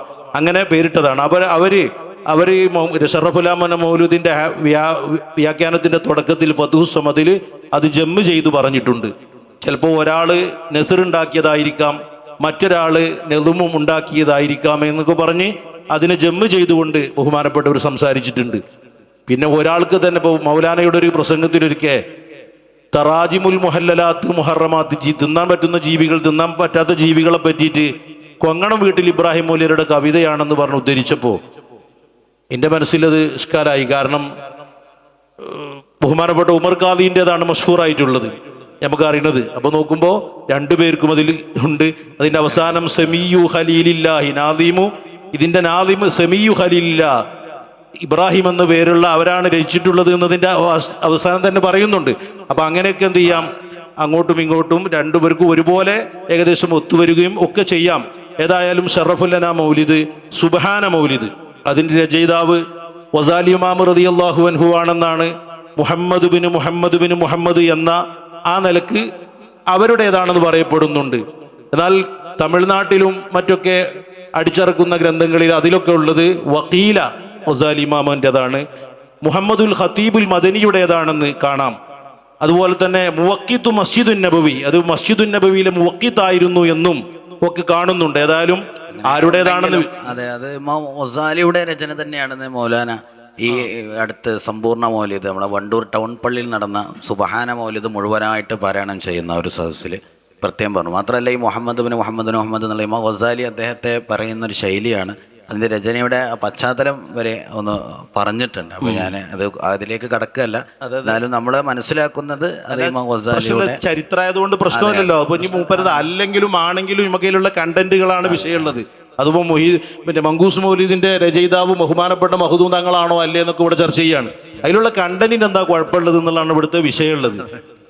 അപ്പൊ അതിനെപ്പറ്റി അത്താരീഫ് പറഞ്ഞ ഇബ്നുൽ ജസരി റളിയല്ലാഹു അൻഹുവിന്റെ ആ മൗലിദ് ഗ്രന്ഥത്തിൽ എന്തുണ്ട്, ഈ അഹിയാ റബിയൽ ഖൽബിന്റെ ആ പദ്യം അതേ രൂപത്തിലുണ്ട്. അതിന്റെ ലാസ്റ്റ് മുഹമ്മദ് ബിൻ മുഹമ്മദ് എന്നുണ്ട്. കാരണം ജസരി തങ്ങൾ ആരാണ്? മുഹമ്മദ് ബിൻ മുഹമ്മദാണ്. അപ്പൊ അതിൽ നിന്ന് എടുത്തു ഉദ്ധരിച്ചതാണ് എന്ന് ചില ആളുകൾ അങ്ങനെയും പറയുന്നുണ്ട്. ഏതായാലും പണ്ടൊക്കെ പറഞ്ഞു വരുന്നത് വസാലി ഇമാമിൻ്റെതാണെന്നുള്ള നിലക്കാണ് നമ്മളെ ഉസ്താമാരത്തൊക്കെ കേട്ടിട്ടുള്ളത്. നമ്മുടെ പരിചിതമായ ചില മൗലിദുകളെയാണ് ഒന്ന് പറഞ്ഞത്. നമ്മൾ ഫലാഹി നേരത്തെ പറഞ്ഞതിൽ മലയാളക്കരയിലെ മാദിഹ്യങ്ങളെ ഒന്ന് പറഞ്ഞു. അതുപോലെ നമ്മൾ ഈ ഉത്തരേന്ത്യയിൽ നിന്ന് എപ്പോഴും കേൾക്കണം നാത്തുകൾ, നാത്ത് ഷെരീഫ് അങ്ങനെയൊക്കെ കേൾക്കുക. ഇവിടെ ഒരുപാട് അതിൽ ഫേമസ് ആയ ആൾക്കാരൊക്കെ അവിടെ വരുന്നുണ്ട്. അവിടെ ഒരു സംസ്കാരമാണ്, ഒരു ജീവിതത്തിൻ്റെ ഭാഗമാണ്. നമ്മുടെ മൗലിദുകൾ എന്നതുപോലെ അവരുടെ തുടക്കത്തിലും അവരുടെ പ്രോഗ്രാമുകളിലും വീട് കൂടലിലും ഒക്കെയുള്ള നാത്തുകൾ പാടുക എന്നുള്ളത് അതും ഇതിൻ്റെ ഭാഗമായി ഒന്ന് പറയേണ്ടതുണ്ട്. ഓരോ നാടുകളിൽ അവരുടേതായ സംസ്കാരത്തിൻ്റെ ഒരു പ്രതിഫലനം അവരുടെ സാഹിത്യങ്ങളിൽ ഉണ്ടാവുന്നല്ലോ. അപ്പോൾ സ്വാഭാവികമായിട്ട് നമ്മുടെ കേരളക്കരയിൽ നിന്ന് തീർത്തും വ്യത്യസ്തം ഉള്ള സംസ്കാരങ്ങൾ, പ്രധാനമായിട്ട് ഇസ്ലാമി വ്യാപിച്ച ഒരു ചരിത്രം പഠിച്ചു വെച്ചാൽ നമുക്ക് മനസ്സിലാവും. ആ ഭാഗത്തൊക്കെ കൂടുതലും സൂഫിയാക്കളാണ്. അപ്പോൾ അവരിൽ നിന്ന് പിരിയുന്നതായിരിക്കും കരുതാം. ഏതായാലും നാത്ത് എന്നുള്ള ഒരു ശാഖ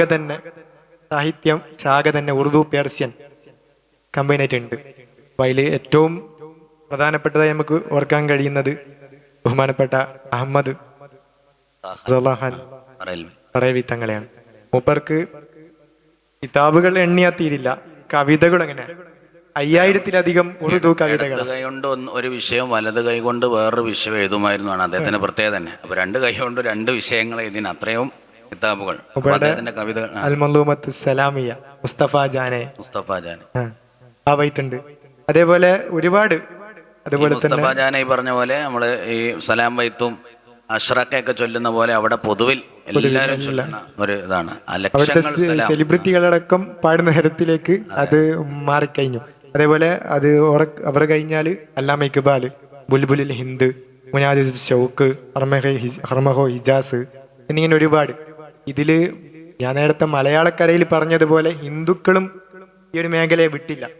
336ഓളം ഹിന്ദു കവികളുടെ നായത്തെ ഷെരീഫിൽ തങ്ങളുടേതായ സംഭാവന ചെയ്ത ആളുകളുടെ 336 ഹിന്ദു കവികളുടെ നൂർ മിറലി എന്നൊരാൾക്ക് സമ്മാനമുണ്ട് പോലും.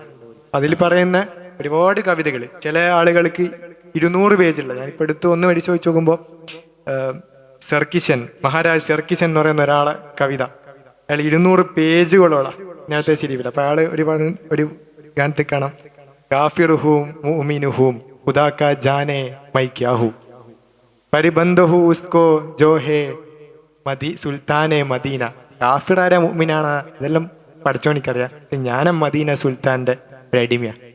ഈ ഒരു തരത്തിലേക്ക് ന്യായത്തുകൾ അവിടുത്തെ അവിശ്വാസികൾക്കിടയിലെ മനസ്സുകൾക്ക് പോലും പ്രതിഫലിപ്പിച്ചു. അതിൻ്റെ സ്വാധീനത്തിൻ്റെ വലുപ്പമാണത്. ഒരുപക്ഷെ ഇപ്പോഴും നമ്മൾ നബിദിനത്തിൻ്റെ ഭാഗമായിട്ടോ നബിതങ്ങളുടെ മധുഹുകളും ഗാനങ്ങളും ഒക്കെ നമ്മളെപ്പോലെയുള്ളൊരു ബഹുസ്വര സമൂഹത്തിൽ ഇതിൻ്റെയൊക്കെ ഒരു ആഫ്റ്റർ എഫക്റ്റ് എന്താണെന്നുള്ളതിനെ കൂടി ഒരു ഹസാനുൽ ഹിന്ദ് എന്നുള്ള പട്ടം പോലും ദിലുറാം കൗസരി എന്നൊരാൾക്ക് കൊടുത്തു പോലും. അത്രയും പുകഴ്ത്താണ് ആയിക്കോട്ടെ. ഹസാനുൽ ഹിന്ദ് എന്ന് ഒരു സൂഫി വിളിച്ചേക്ക് ഈ ദിലുറാം കൗസരി അത്രത്തോളം പറഞ്ഞത്ത് രചിച്ചിട്ടുണ്ടാവും. മദഹിന്റെ പ്രപഞ്ചം അതിവിശാലമാണ്. ഏത് വിശ്വാസമില്ലാത്തവരോടുകൂടി അവരുടെ കൂടെ സ്വാധീനിക്കാൻ ഹൃദയങ്ങളെപ്പോലെ സ്വാധീനിക്കുന്നു എന്നാണ്. നമ്മുടെ നാടിൻ്റെ സ്വഭാവം അനുസരിച്ച് അത്തരം സംഗതികളൊക്കെ നിലനിൽക്കേണ്ടതിൻ്റെ ഒരു ആവശ്യകത കൂടിയാണ് അതിന്ന് മനസ്സിലാണത്. നേരത്തെ നമ്മൾ പറഞ്ഞ മങ്കൂസ് മൗലിദ്, അപ്പോൾ അവിടെ ഒരു ചെറുത് ചില ആൾക്കാർ പറയുന്നത് മങ്കൂസ് പുള്ളിയില്ലാത്ത കാഫ്, അത് കളിയാക്കിക്കൊണ്ട് പണ്ട് മറ്റേ സക്കരിയ സുലാഹിയൊക്കെ അവിടെയൊക്കെ തലതിരിഞ്ഞ മൗലിദെന്നോ അങ്ങനെ ഒരു സാധ്യത ഉണ്ടോ? എന്താണ് അതിൻ്റെ സംഭവം മങ്കൂസ് എന്ന പേരിന്? അത് പൊന്നാനി മഖ്ദൂമമാരിൽപ്പെട്ട കൊങ്ങണം വീട്ടിൽ ഇബ്രാഹിം മുസ്ലിയാർ മങ്കൂസ് മൗലൂദിന് വ്യാഖ്യാനം എഴുതിയിട്ടുണ്ട്. അതിൽ മങ്കൂസ് കാഫ്, വലിയ കാഫ്, കൈക്കോട്ട് കാഫ്, ആ കാഫാണ് എന്ന് മങ്കൂസ് എന്നാണ്. കാരണം കുല്ലുഹ മങ്കൂസ എന്ന് പറഞ്ഞ ആ ഒരു ജുസു കൊണ്ട് പേരൊക്കെ എന്നുള്ളൊരു സംഗതി ഉണ്ടല്ലോ, അങ്ങനെയാണ് എന്നാണ് ബഹുമാനപ്പെട്ടവർ പറഞ്ഞത്. എന്നാൽ നമ്മുടെ നാട്ടിൽ ശ്രുതമായിട്ടുള്ളത് മങ്കൂസ് എന്ന് പറഞ്ഞത് പല മൗലിദുകളിൽ നിന്നും ചുരുക്കപ്പെട്ടത് കൊണ്ട് മങ്കൂസ് എന്ന പേരിലാണ് നമ്മളെ നാട്ടിൽ അറിയപ്പെടുന്നത്.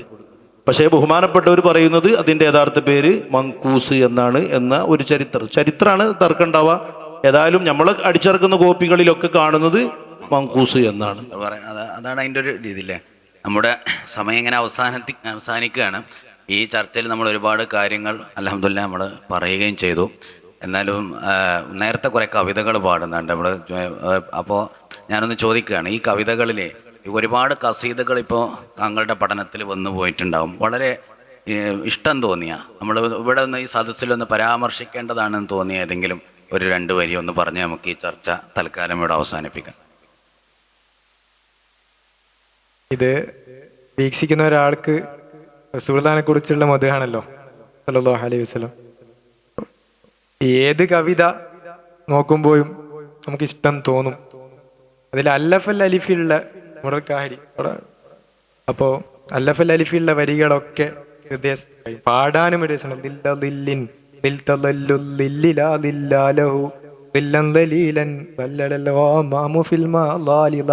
നബി അങ്ങനെ നിയലില്ലാത്ത ആത്മാവിന്റെ നിയലാണ്.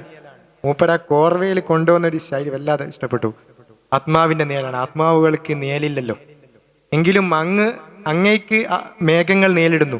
അങ്ങ് നിയലില്ലാത്തവർക്കും നിയലുള്ളവർക്കും എല്ലാം എല്ലായിടത്തും തണലാണ് എന്നൊക്കെ പറഞ്ഞ ആ ഒരു ശൈലി. അതേപോലെ യൂസുഫ് നബ്ഹാനിന്റെ ചില മാദിഹീങ്ങളുടെ ശൈലി നമ്മൾ തന്നെ വല്ലാതെ ഇഷ്ടപ്പെട്ടു. മൂപ്പർ ഒരു ബൈത്ത്, ഇന്നി ഖദംതു മിസാലന അലിൽ മുസ്തഫ ലിഅഈശ ഫിദ്ദാറൈനി തഹ്ത ളിലാലിഹ. ഞാൻ അവിടുത്തെ ആ പാതുകത്തിന്റെ അതേ ധർമ്മമാണ് ഞാൻ എടുക്കുന്നത്, അതാണ് ഞാൻ ഇഷ്ടപ്പെടുന്നത്. എന്നിട്ട് വേണം ആ പാതുകത്തിന് 2 ലോകത്തും തണൽ കിട്ടുമല്ലോ റസൂലുള്ളാന്റെ, അതുപോലൊരു തണൽ എനിക്കും കിട്ടുമല്ലോ. ഇതിൽ ഗസാലി ഇമാമിൻ്റെതുണ്ട്, ഹംസിയയിലൊരു വരി നമുക്കൊക്കെ വല്ലാത്ത ഹൃദയസ്പർശം. കൈഫ ഇസ്തഇബുൽ കലാമ സജായ കാവഹൽ തൻസിഹുൽ ബിഹാർ റികാവ്. പറ്റുമോ കടൽ വെള്ളം തോൽപാത്രം കൊണ്ട് കോരിയെടുക്കാൻ പറ്റുമോ, പിന്നെ എങ്ങനെ പറ്റും എന്നൊക്കെ ഒരുപാട്. അതുപോലെ ഗസാലി ഇമാമിന്റെ ഒരു കവിത, സഖമി ഫിൽ ഹുബ്ബി ആഫിയതി വവുജൂദി ഫിൽ ഹവാ അദമി. ഈ റസൂലുള്ളാഹിയുള്ള ഈ പ്രേമത്തിൽ, ഈ പ്രണയത്തിൽ എൻ്റെ രോഗം അതാണ് എൻ്റെ ആഫിയത്ത്, രോഗമായിട്ട് നിങ്ങൾ കാണുന്നുണ്ട് അതെൻ്റെ ആഫിയത്താ. പിന്നെ നിങ്ങൾ എൻ്റെ ഒരു വുജൂദ് ഇവിടെ കാണുന്നുണ്ട്, ഹവായിലായിട്ട് എൻ്റെ റസൂലുള്ളാഹിൻ്റെ ഹുബിലായിട്ട് എന്നെ നിങ്ങൾ ഇവിടെ കാണുന്നുള്ളൂ. യഥാർത്ഥത്തിൽ അത് എൻ്റെ ആദമാണ്, ഇല്ലായ്മ. ഞാനിവിടെ ഇല്ല, ഞാനതിൽ ലയിച്ചില്ലാതായിരിക്കുന്നു എന്ന തരത്തിൽ ഒരുപാട് കവിതകൾ. മാഷാ അല്ലാ. ഈ സ്നേഹപ്രപഞ്ചത്തെ ഒരിക്കലും പാടിയും പറഞ്ഞും തീർക്കാൻ പറ്റൂല എന്നാണ് മനസ്സിലാണ്. നമ്മുടെ ഫാക്കൽറ്റികൾ തന്നെ ഇനിയും ധാരാളം കാര്യങ്ങൾ അവർക്ക് പങ്കുവെക്കാനുണ്ട്. നമ്മുടെ അടുത്ത സെഷനിലേക്ക് നമുക്ക് പോകേണ്ടതുള്ളത് കൊണ്ട് തൽക്കാലം ഈ സംസാരം ഇവിടെ അവസാനിപ്പിക്കുകയാണ്. പ്രത്യേകം നിങ്ങളുടെ ഈ വലിയ സേവനത്തിനൊരു നന്ദി കൂടി പറഞ്ഞുകൊണ്ട് വാക്കുകൾ അവസാനിപ്പിക്കുന്നു. ആഖിറു ദഅ്വാനാ അൽഹംദുലില്ലാഹി റബ്ബിൽ ആലമീൻ.